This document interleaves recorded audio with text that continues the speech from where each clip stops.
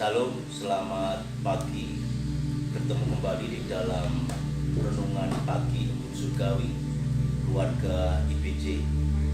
Bapak Ibu Saudara yang terkasih dalam Yesus Kristus, saya Gembala Sidang Gereja Baptis Belas B mengucapkan selamat Natal tahun 2023 dan selamat berjuang di tahun 2024. Kita patut bersyukur ketika sepanjang Natal di gereja-gereja masing-masing kita bersepakat bersama-sama menempatkan Tuhan Yesus Kristus, Tuhan kita yang hidup, sebagai Tuhan yang adalah jalan dan kebenaran dan hidup.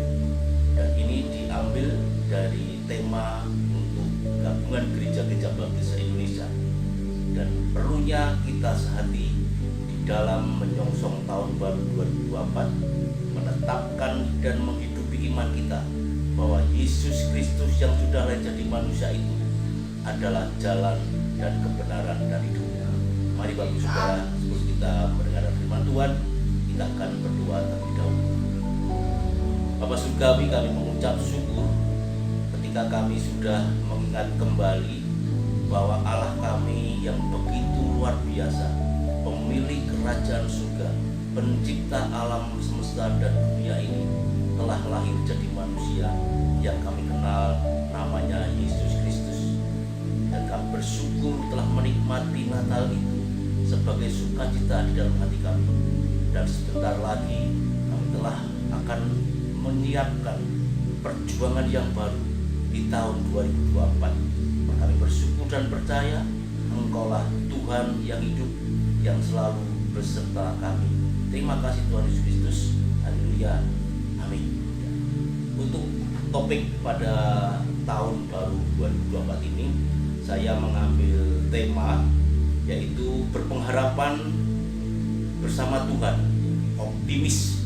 Itu saya lihat, saya pelajari dari Mika pasal 7 ayat 1 sampai 20. Narasi yang panjang. Bapak Ibu Saudara yang saya kasih Tuhan Yesus Kristus, kita tahu Mika merupakan nabi kecil, nabi yang bernubuat di pedesaan, yang menjalani kenabiannya di 3 masa raja-raja. Walaupun yang paling dominan dia bernubuat dalam raja-raja Hizkia, ya Raja Hizkia. Raja Hizkia yang memiliki tabiat bijak, tabiat yang saleh, sehingga itulah rasa optimisnya Nabi Mika. Nabi Mika yang walaupun ada di desa, dia tetap memberikan pengharapan bahwa Tuhannya Abraham, Tuhannya Ishak dan Yakub itu akan mengembalikan kembali janjinya untuk memberkati bangsa Israel.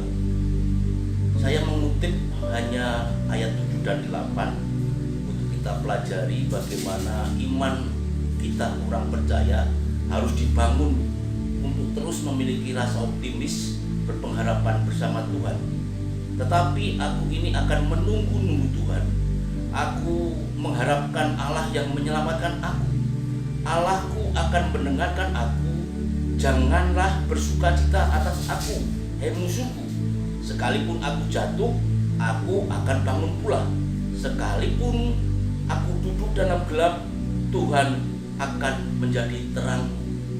Di dalam masa Nabi Mika yang begitu rusaknya kondisi pemerintahan masa Raja Hizkia yang sudah mulai membaik ketika ada kebangunan rohani lewat Nabi Mika dan nabi-nabi kecil yang lainnya di masa itu, melihat bahwa keberadaan para pemimpin di pemerintahan Raja Hizkia melakukan banyak kesalahan, kebejatan, tidak peduli lagi, kasihnya hilang karena kekuasaan.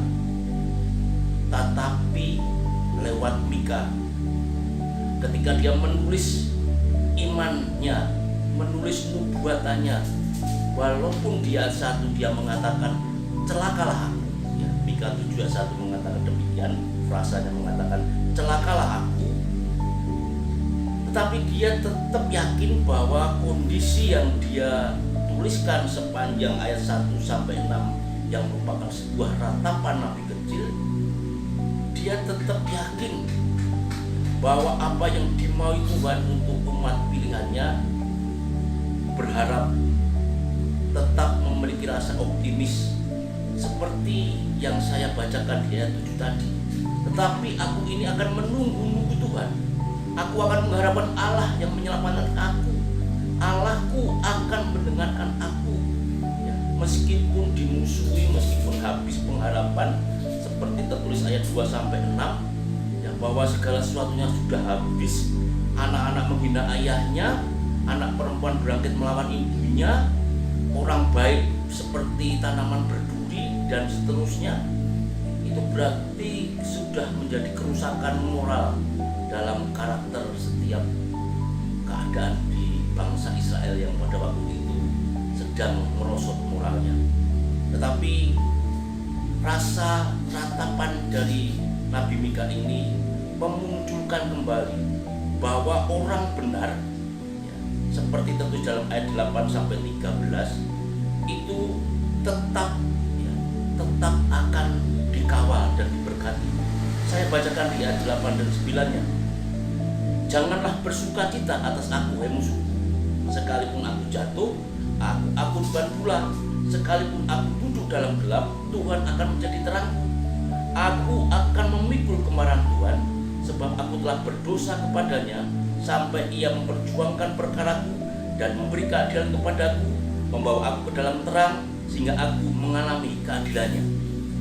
Kondisi yang gelap, habis harapan, tapi Mika yakin di dalam kesendiriannya ada terang, bahwa dia menyiapkan diri untuk memikul atas kemarahan Tuhan, dan dia dengan tekun berdoa kepada Tuhan bahwa suatu saat keadilan ada padanya, bahwa terang yang dialami akan tiba dalam keadilan Tuhan kepada umat pilihannya.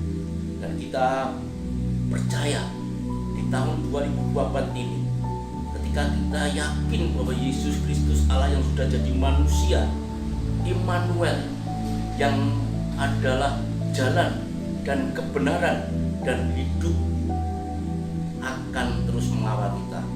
Seperti Matius 1 ayat 23, dia adalah Immanuel. Dan di dalam keberadaan inilah Mika memunculkan harapan yang luar biasa. Umat percaya, orang Kristen harus tetap yakin bahwa Tuhannya Abraham, Ishak, dan Yakub adalah Tuhan Immanuel, Yesus Kristus. Sebagai penutupnya, ayat 19-20 mengatakan dalam Mika 7, biarlah ia kembali menyayangi kita, menghapuskan kesalahan-kesalahan kita, dan melemparkan segala dosa kita ke dalam tubir-tubir laut. Kiranya engkau menunjukkan setiamu kepada Yakub dan kasihmu kepada Abraham, seperti yang telah kujanjikan dengan bersumpah kepada nenek moyang kami sejak zaman purbakala. Mika mampu menuliskan kuasa Tuhan atas nubuat dan janjinya, dan dipegang oleh Mika. Di masa sekarang ini, di tahun 2024 ini, Yesus Kristus yang sudah jadi manusia, yang merupakan jalan dan kebenaran dan hidup, adalah Tuhan yang selalu bersama-sama dengan kita. Oleh karena itu, umat Kristen harus optimis, harus terus berpengharapan bahwa kita punya Tuhan yang hidup, Immanuel. Tuhan Yesus memberkati. Amin.